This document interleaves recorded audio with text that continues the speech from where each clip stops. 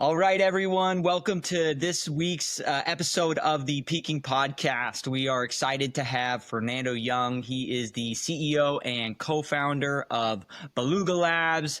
Awesome gentleman. Really excited to get to share his story. I think you'll get a ton of value from it. So, Fernando, thank you for coming on. Excited to have you. Tell us about yourself.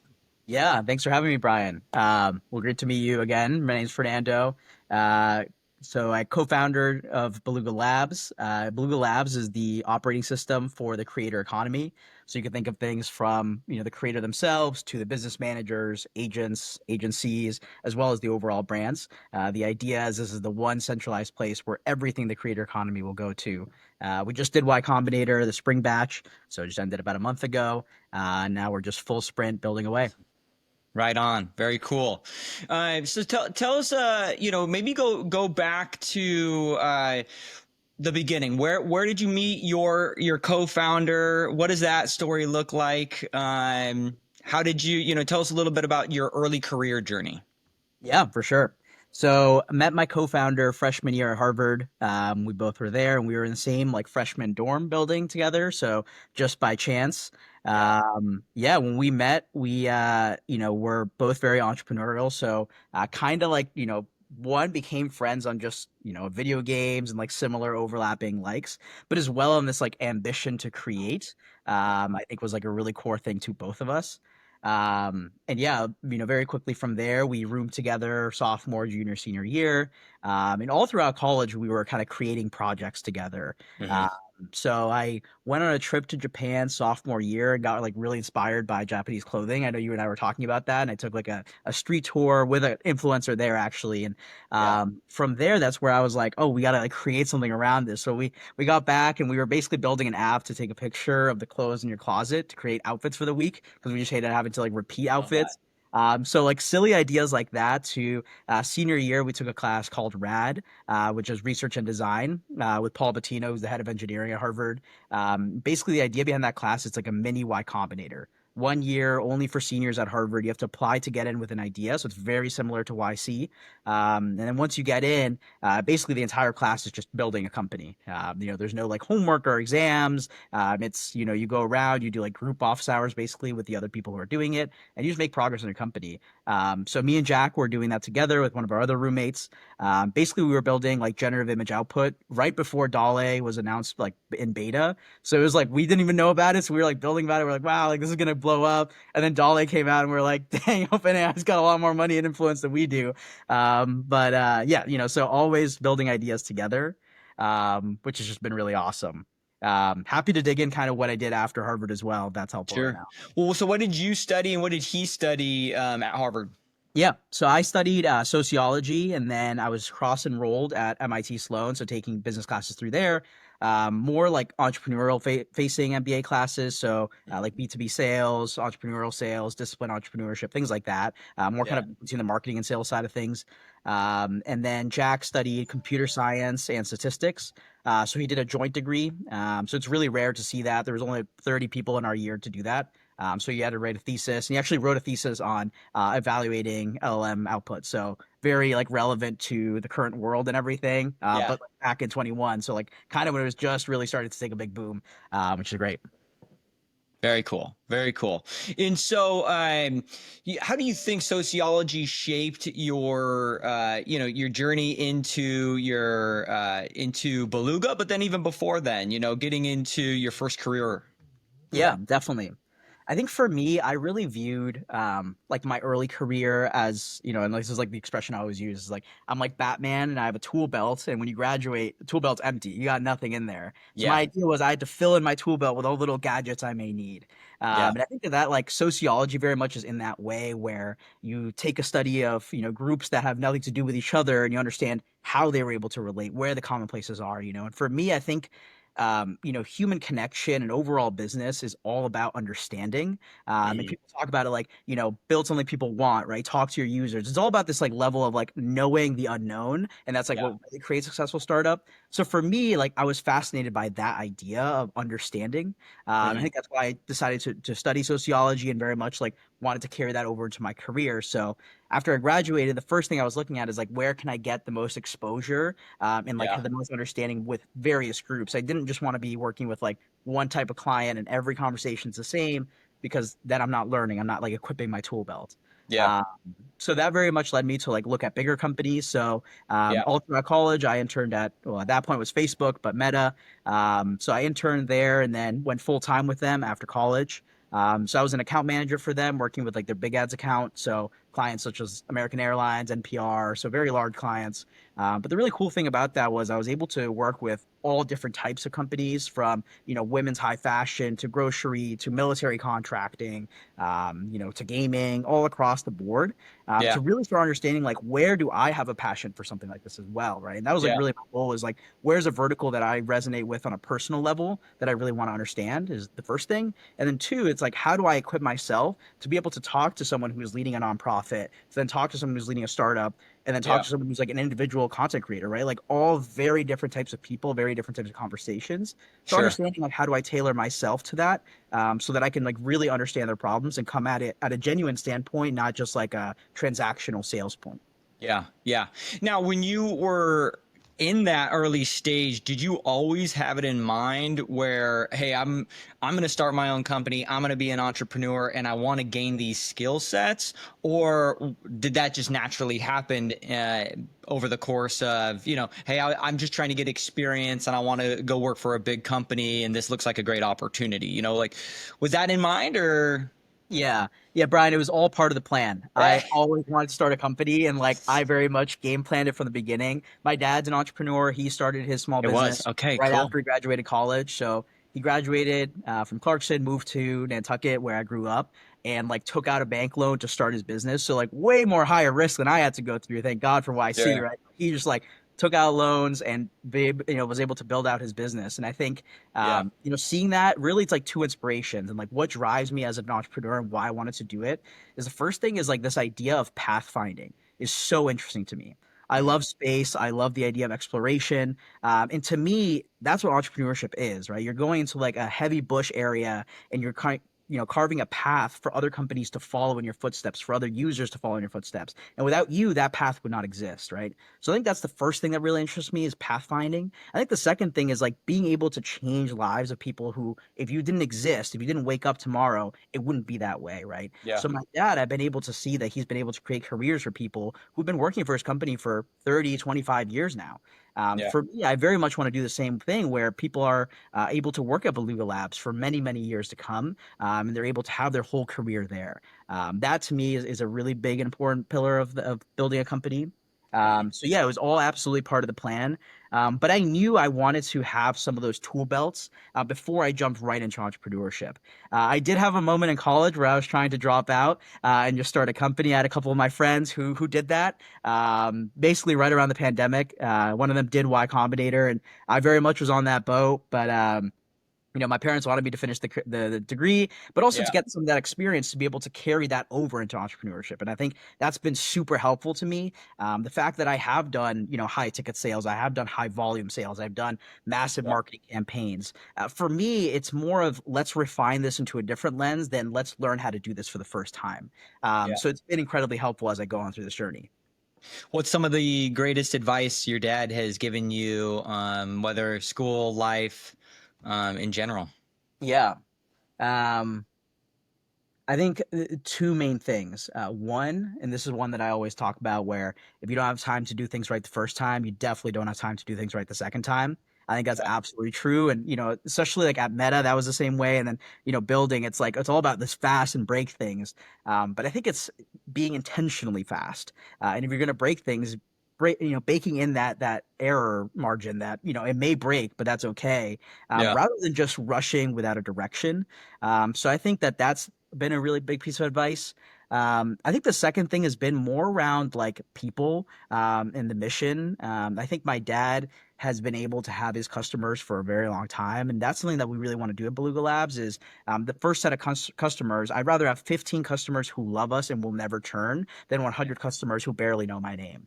So Yeah. the first set of 15 customers, we talk with them nearly on a daily basis. We always watch their streams, always donate to their streams, anything we can do, host tournaments for them. For us, we really want to have that like friendship barrier broken and, really understanding those 15 users because even as we grow and we get to the points where we're having thousands of creators working with us, I still want those 15 to almost be like a mini board for me, a place where I can go and sound ideas and know that, they trust me and I trust them. And together, that's where we're able to make really good decisions where I'm not just this isolated pocket of a CEO. Yeah. Yeah, really cool. Going on that concept of going really fast, but also being intentional, how do you balance going fast with releases and quality and making sure that your end users are happy with what you're building? Yeah, for sure.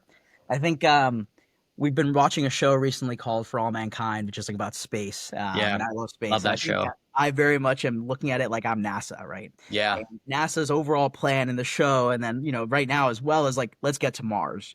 But that's a really big vision. That's not something that you could just build a rocket today and get to Mars. So you have to yeah, do these like mini trials in order to get there, knowing that you're making progress towards that big vision, right? Our big vision is the entire creator economy. Everyone touching it is using our operating system. That's a huge vision. That's a lot of modules, a ton of features you got to ship to a bunch of different people as well who all interact with it in a different way. So for us, we had to break it down through like stages and really succeed at each stage. The first stage that we landed on, and certainly like the hair on fire problem, is this idea around creator taxes, creator bookkeeping, where there's no specialized solution right now in the market. It's very difficult for them to navigate this space because they're not a typical 1099 worker. They're not a W-2 worker. So there's this like weird space that they live in.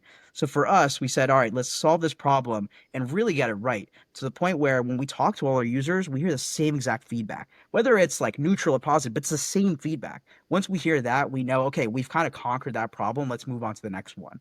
So yeah. really for us, our first thing is let's solve this feature really well before we just launch 10 features and then get lost in the noise, right? Because Mhm. the idea is each feature is probably going to bring on a different type of user.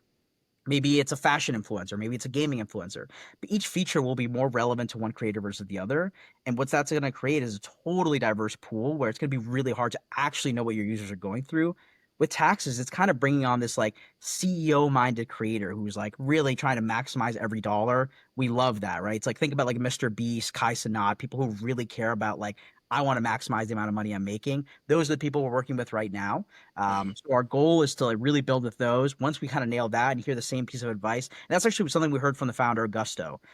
He was saying that I asked him, how did you move on from module to module? It started with payroll, they went on to a different thing after that. He said once I heard the same feedback from every user, that's when we launched the next thing. Kind of were in that similar boat. So, it may be a month, maybe 2 months, but it's really talking to your users every day and understanding once we hear the same feedback, they look at our portal and they say, actually, I can't give you any more pointers.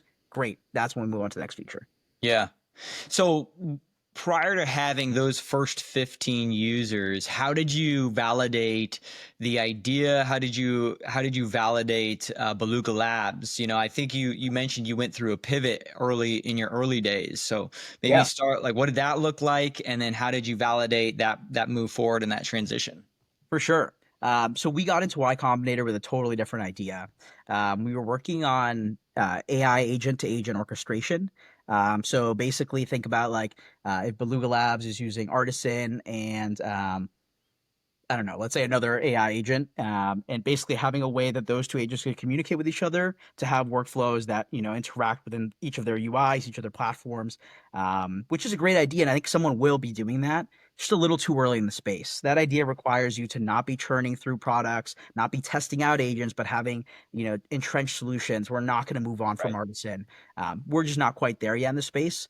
So Yeah. for that reason, we were not feeling great traction. And really, the validation came from the conversation. So the previous conversations with the other idea we were having, this is kind of like the first month of Y Combinator. So we're trying to do sales. We had already done our MVP and we were just going through the sales motion.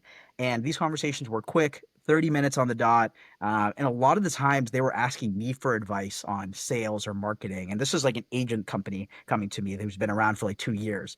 So I kind of saw that writing and said, oh, well, if they're asking for advice, they're not going to be a great customer because they're clearly not, not striving in that way. Yeah.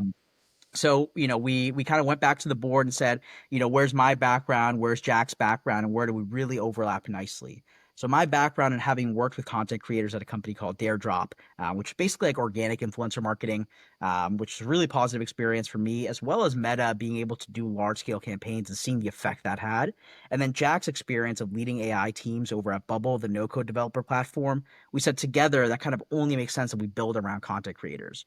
So to Yeah. validate the idea, all we did was talk to as many creators as we could. No selling, nothing, no angle, no taxes. We didn't even know about taxes, that this was an issue. So Right. what I would just do is I would just hop on to different Twitch streams, donate $1 and say, would love to chat with you. Got a great conversion rate because, Yeah. creators want to chat. And I think that's really where like the market was really validated to us as well, Mhm. where they all wanted to be on the phone, but they also all were talking to us for an hour, hour and a half, really long time, all, talking through Discord. So it's a very like genuine communication point. And yeah, the conversations were just much longer and they were telling us all their problems from personal life problems that we couldn't really fix, as well as to professional problems. Yeah. And, our goal too was to talk to lots of different types of creators. So we talked from Instagram influencers, think about like coastal beauty, fashion, to gaming, like XQZ type creators, Yeah. as well as to like more professional YouTube channels, really trying to talk to a wide breadth of creators to understand where there was an overlapping problem, not just an isolated vertical problem. Yeah. And we'd actually come in thinking we were going to be doing front ends, more of like results analytics for them. Like this Sure. thumbnail, did really well. And you could see Mr. Beast actually just tried to launch something like that. So definitely something that's top of mind. But for us, we wanted to stay away from that for a couple of reasons. One, that's the path that's been beaten already. A lot of people try to do the front end solution with creator economy, which some will succeed, but there's a lot of noise in that space. The back office stuff, right? It's like the dusty stuff in the corner no one wants to touch. Yeah. That's Yeah. where Jack and I like to live, right? Like the hairy problems, it's very complicated. But if you can solve it, it's incredibly meaningful and will actually change their time, the way they operate their business. So we actually were just like walking through the workflows and we said, hey, through one of our creators, we said, walk us through your schedule from Monday to Friday. What do you do? And it just so happened to be right before tax window. This is like in April. So she took us through her tax like spreadsheet. And that's when we realized there's a big problem here. This is a large creator who has a CPA, has an agency, and is still doing a ton of work manually, who Yeah. is making a lot of money when she actually streams. So for us, that's where we noticed that was an issue for us to validate, or an issue for us to really solve around. Took that, started building around it, and sent it out. And we've had 100% conversion rate on all the conversations we've had. So that's Incredible. really been validating the product, as well as just this is a solution that no one feels like, oh, taxes are super easy for me. I have it solved. Everyone's Right. got a different scenario. Everyone's got a different flavor of, I'm Sure. lost or I'm not. But overall, it's not a solved problem that's just a checkbox you can put away in the back. I think this is kind of the same for overall, like all types of people. Like I've gone through different types of tax scenarios, so you can just imagine it's so much worse when you have such a complicated tax deal. Yeah. How large is the creator economy? Yeah, it's a good question. I think there's been some reports out there around like full-time creators. And that's really what we're interested in, is people who are doing this full time, which everyone has a different threshold for how much is full time. Some people are comfortable living on a $60,000 a year income. Some people need 100,000. So it really just depends on their scenario. For us, we've anchored in at the $60,000 mark. So of those, there's various reports that say around 12 million creators who are doing this full time. That's across all the platforms as well, all the different verticals, just conglomerate 12 million.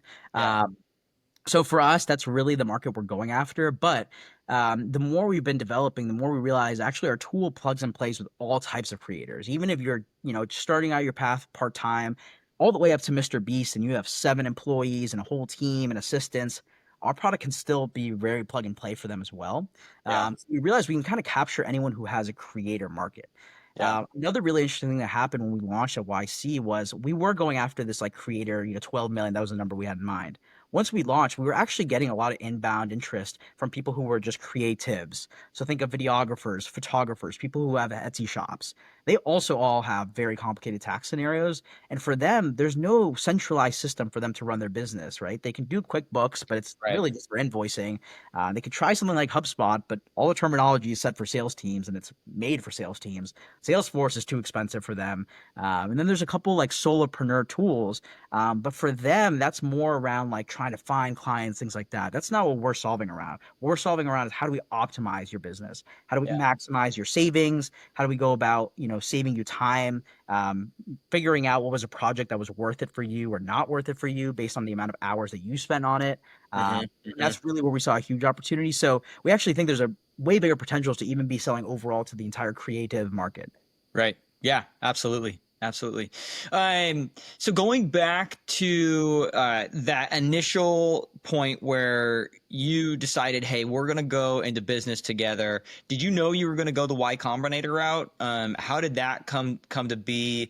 And can you just tell us a little bit about that journey and what that looks like? Yeah, for sure. I told you I worked at Meta. After Meta, I was at a company called Daredrop, which was a great experience for me. They were having some issues raising, so had to move on to the next team, which I was over at HubSpot, selling with them. When I was at HubSpot, I kind of came to this moment of like, I was 25, 26 at that point, and I was like, I need to start doing other things. This is the age where, my dad already had his business successful at that age, and I felt like I was just falling behind in terms of where I wanted to be. Hmm. So heads down, made a lot of sales, enough to kind of survive off a year, and just quit and said I'm going to go full time this entrepreneurship. So this was like May of last year that happened. So I quit and started working on some ideas, really just like researching ideas.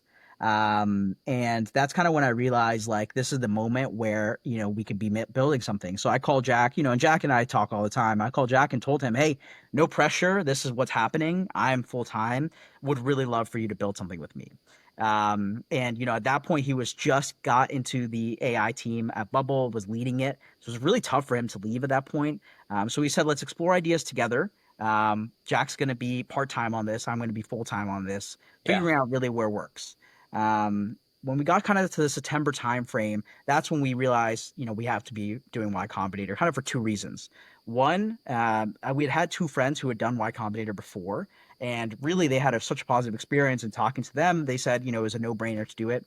The second thing was part of my tool belt collecting. I just started consuming a lot of Y Combinator content, like just naturally, organically, which is Yeah. like such an inbound funnel that then I realized like, okay, instead of me sitting here watching YouTube videos about Dalton, why don't I go and work with Dalton? Why don't I, be on his group? So that's kind of where I realized like, okay, I have to get into Y Combinator.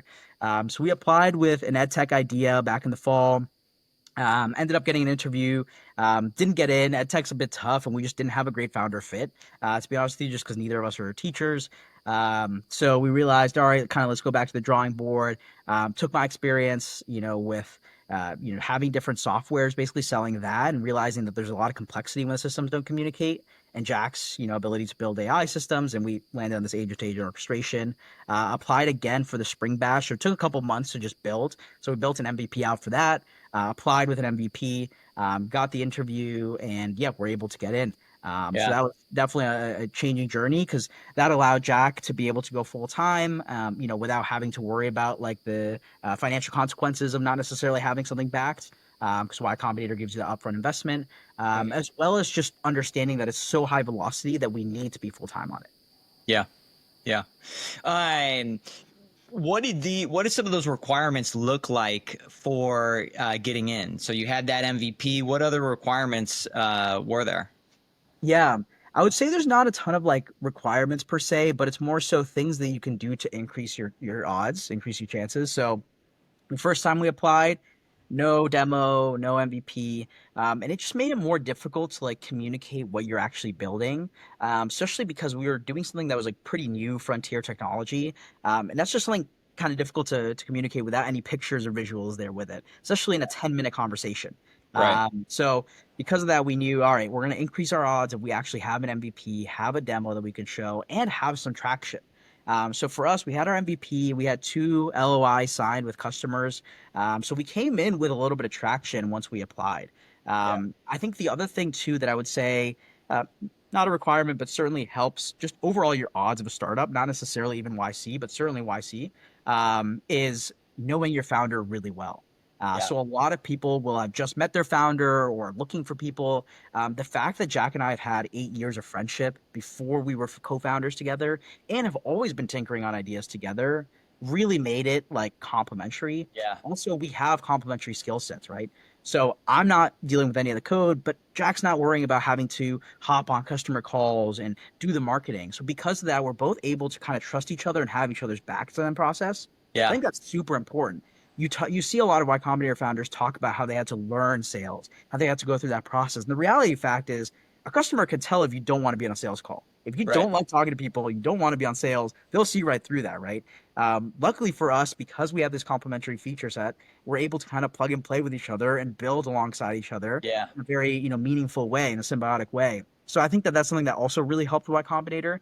Yeah. And then I think, AI has just made it even more meaningful where before I'm sure you needed a 3, 4 person engineering team if you're trying to build something really big, like an operating system, just Yeah. because it requires a lot of operating time or engineering time. Now, because we're able to just create so much faster, you're able to do with a really lean team, one person, right? We're good friends with the guys over at Cursor. They were able to scale huge with just a lean team.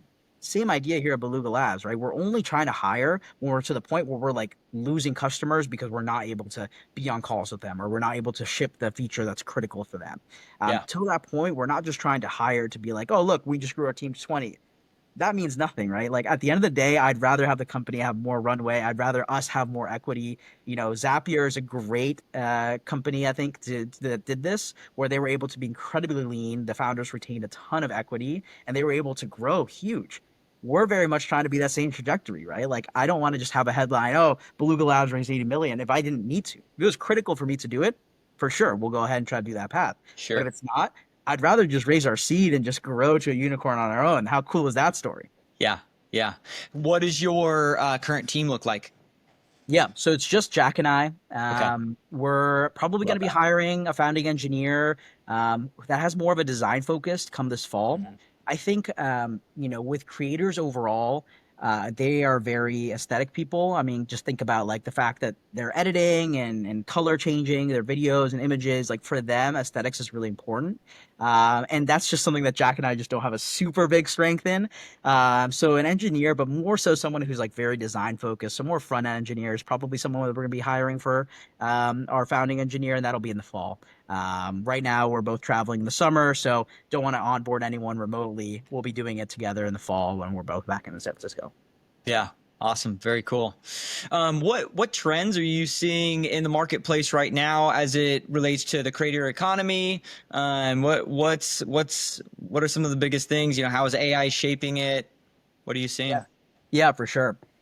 Lots of things. I think the creator economy is a super exciting one, and I think a lot of people got burnt, specifically VCs in 2020. I think when there was a shift towards, especially like TikTok booming, and you saw like the Charlie D'Amelios, everyone's like, "How can I get in there?" Right?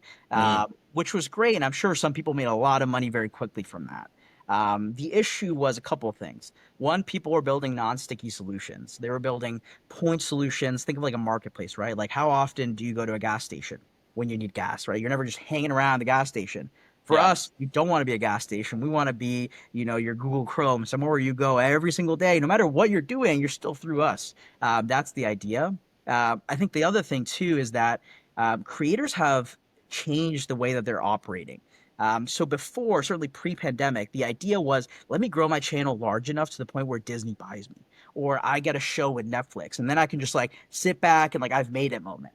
Mm, Now you realize that the creators are the ones kind of wielding that power. Look at Mr. Beast, right? He is running the show. Amazon's backing him. It's not that Amazon bought Mr. Beast or bought a side of that, right? It's almost like that's his investor. And you're seeing more and more yeah. creators having businesses of their own, being investors, right? They are business people. They realize they have this platform. And for a lot of people, right, the more companies there are, distribution becomes so important. They have the largest distribution channel built in with a super trusting audience. This is a high engagement audience. It's not just the amount of followers, it's people that really trust them. So when they say, hey guys, buy this pen, people are going to buy the pen. So I think creators have kind of seen that. Because of that, there's been this shift. So I like to compare it to like athletes in the 70s and 80s. So you saw those athletes who were making a lot of money, across multiple leagues, and what they were doing there is just burning through their money. And then that's where you had all these stories of these athletes who are retired who don't have any money anymore and get into gambling issues, things like that. Modern athletes are not that way, right? Steph Curry's got a VC. Joe Montana's got a VC now with his son, right? Like there's this new shift of, okay, I made all this money. Let me capitalize on it. Creators also realize that same way. Much like an athlete, you can get hurt at any moment. That money stops. Your eyeballs can just be cut at any moment. You no longer getting views. Your money stops there. So for Mhm. them, they're figuring out ways. How can I, diversify my revenue, keep growing? I think that's a really big trend that creators are doing is the diversification. And then I think the final thing is that there's this really big shift overall in the market with where marketing dollars are going. So this Yeah. was the first year where the amount of ad revenue that was spent in creator economy surpassed the amount in professionally published content. So if you think about that, that means YouTube and TikTok, Instagram had more marketing dollars behind it than, Fox and CNN and some of these other ones who like do still have sponsors. People are no longer interested in advertising on TV. Why? Because it's not your right ICP. It's not a trusting ICP. And then furthermore, who is watching TV nowadays, right? Everyone's watching YouTube, everyone's watching short form, and it's only going to get even more in that direction. When you talk to a young kid, they don't want to grow up to be a salesperson or to work for a VC or to be an Yeah. engineer. They want to be a YouTuber. They want to be a TikToker, right? So there's going to be naturally more content creators. And to be a content creator, you need to know the space. So there's going to be people consuming more of that data, more of that input signal. So I think for us, we're also seeing that that's only going to grow and continue booming. And to answer your question on what AI is going to change, I think it's two main things. Mhm. I think one, the quiet part said out loud, AI will replace a lot of, white collar jobs, unfortunately. Sure. And what that's going to mean is people are going to be looking for various career paths, right? If we're able to free up people's time, they're going to naturally gravitate towards entertainment. And when they do that, they're going to realize, well, I could become a content creator. I have an interesting angle to talk about, or my friends find me really funny, or I do really crazy stunts, or I, do extreme sports, whatever it may be. We saw this during the pandemic when people lost their jobs and were dropping out of college. Content creation grew exponentially during that time. All of our creators that we work with all started streaming in 2020, right? So we think that this next wave of major layoffs is going to create a whole new wave of creators, right? Yeah. So that's a really big bet we're taking. The other thing is, whether the creator economy embraces it fully or not, but AI content is going to really increase the velocity at which content's able to be produced. Right. So a lot of things, whether it's like B-roll that you may have in your videos that don't really matter, or just editing tools, but overall you're going to be able to make your videos way quicker than ever before, as well as this rise of AI creators. There will be people who their entire account will be AI generated content, right? I'm sure you've seen the Bigfoot blogs on Instagram. It's only going to get Yeah. this way to music, movies, short videos. And still behind every single one of those is a real creator, right? It's a real human who's prompting and creating this, right? It's just a different medium, it's a different vehicle. So for Yeah. us, we're really excited about that because we're able to support those types of creators as well who will be driving in brand deals and everything. So we think there's going to be this whole new type of content creator that will be there. It's just a matter of, how fast people want to embrace that or not. But I know Yeah. there are some social media apps that are, you know, coming out that are all based around AI content creators. So, it's only a matter of time before that's really prominent in the field. Yeah. I'm curious, is there a breakdown around we'll just call it like maybe content sectors, if you will? Mhm. What creators are making, whether and maybe what's being most viewed, whether that's fitness, health, home building, DIY, stunts, sports, et Yep. cetera, et cetera, et cetera. Is there a breakdown for that? And like where are you seeing kind of the most watched, the most consumed content? Yeah, I would say there's a pretty big, so I think it's two things. One, there's a pretty big divorce between follower count and like the success a creator may have, right? So even Okay. though What you're do you like mean by that? so if you're scrolling through YouTube, you could see someone who has 100,000 subscribers, and then you see another Okay. person who has 40. And you may think of the 100,000 subscriber as, okay, that person's earning more money than this $40,000 subscriber. Okay. But the reality fact is it matters on two things. One, the type of content that they're creating, and two, how good they are as a salesperson. So type of content really matters on the payout, both on the platform as well as the brand deals. Okay. Gaming overall has been so many eyeballs on it that because of that, there's so many more creators in gaming. So it actually pays out the least on YouTube. If you're a gaming creator, you're going to be earning the least on just the overall ad revenue. What's paying the highest are things like fintech, educational, channels that overall take just more research and are more unique, are more niched, right? Are like, I'm not just going to start creating, random history videos if I don't like history, right? Like I have to enjoy this, right? Whereas gaming, it's such a wide range. So with that, we have creators who, have these different niches, and then the salesperson side of things. Some creators, and you see the brand deals when it's disgenuine, right? I remember I was living in Austin, and Formula One has a race down in Austin, and there was a lot of these creators who had never heard of Formula One and were calling the Grand Prix, right? The Austin Grand Prix.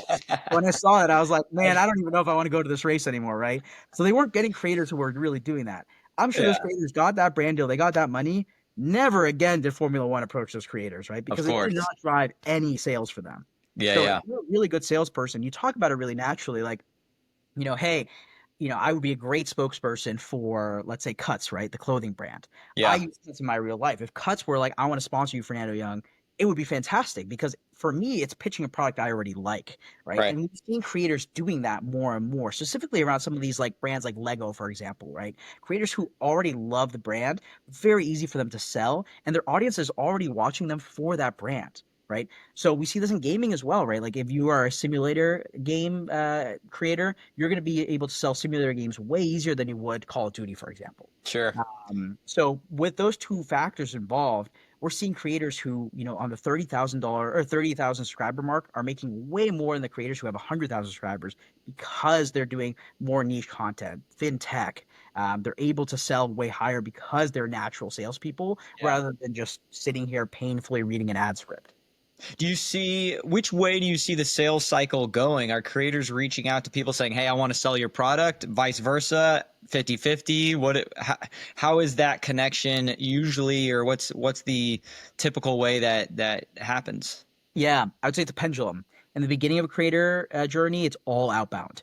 Yeah. They're going to reach out to brands. Hey, I use your brand, or I have 100,000 followers. Like, would love to do content together. Once you kind of reach a threshold of virality, it all comes inbound to you. Yeah. Either all comes inbound or you work through an agency. And a lot of the agency's entire jobs are they sit there and they cold email brands. And they say, Yeah. hey, Coca-Cola, we have these 10 creators who are a good fit for you.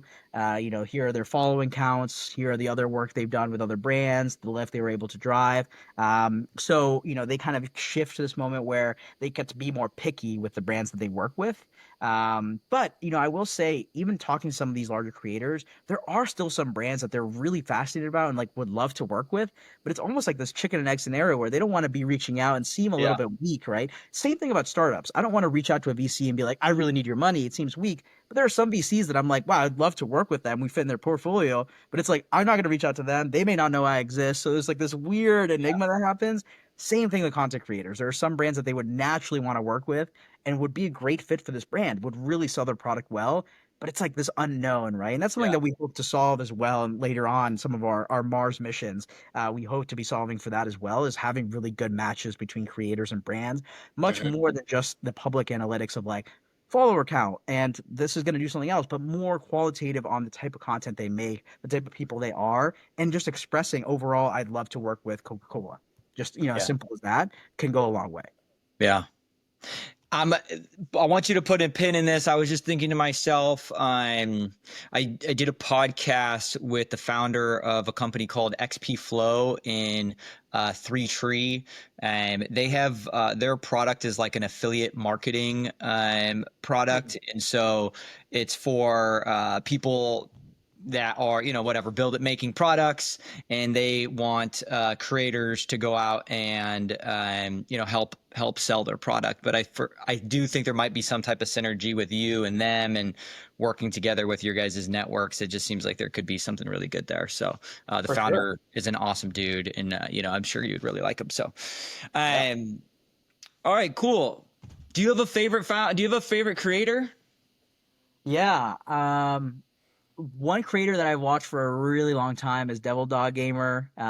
He is like ex-Marine who does like heavy simulation games. But the cool thing is he like brings over Marine tactics into his games. So he'll like literally speak the lingo and he plays with a bunch of other vets. So they'll like play Arma or a game that's like a more military simulation in a very tactical way, which is Yeah, super interesting for me as someone who like didn't join the Marines, like didn't do any of that, but like enjoys that content. So I think that's a really big one. And just love how technical he gets with some things. Like he'll teach himself, the manual for like an F-35 jet just to be able to like play in a game, right? So he'll go through this that's like crazy. week-long training Wow. program just to be able to play it on a computer game. So lots of dedication. And I actually wrote, so I've been interested in content creators for a long time. I wrote an article about him in high school for my high school Okay. newspaper.